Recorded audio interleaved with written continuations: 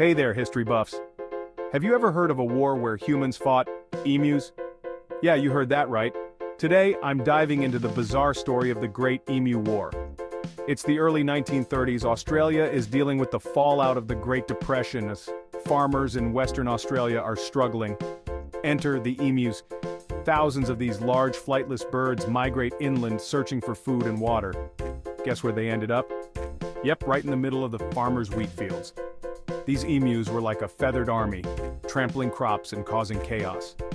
The farmers were desperate, so they turned to the government for help.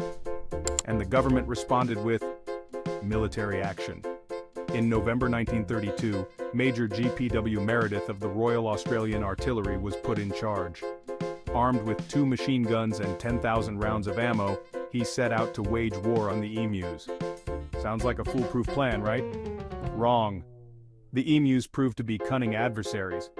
They were fast, agile, and surprisingly good at dodging bullets. The first attempt was a disaster. The soldiers encountered a flock of around 50 emus. They opened fire, but the birds scattered, making it nearly impossible to hit them. A second attempt was made with a more strategic approach. Major Meredith's men set up an ambush near a dam where the emus were known to congregate. But the birds still managed to evade most of the bullets. By the end of the first week, only a few dozen emus had been killed, and the rest continued their rampage. The press had a field day with this.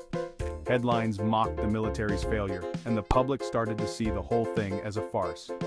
Despite several more attempts, the soldiers managed to kill only about 1,000 emus out of an estimated 20,000. The rest simply outsmarted them. Eventually, the government called off the operation.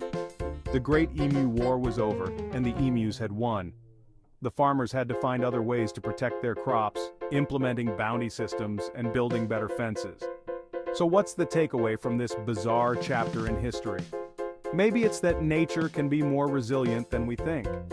Or perhaps it's just a reminder that not every problem can be solved with brute force. Either way, the Great Emu War remains one of the most unusual and comical conflicts in history. Thanks for tuning in. And if you enjoyed this odd bit of history, don't forget to like and subscribe for more fascinating stories from the past. See you next time.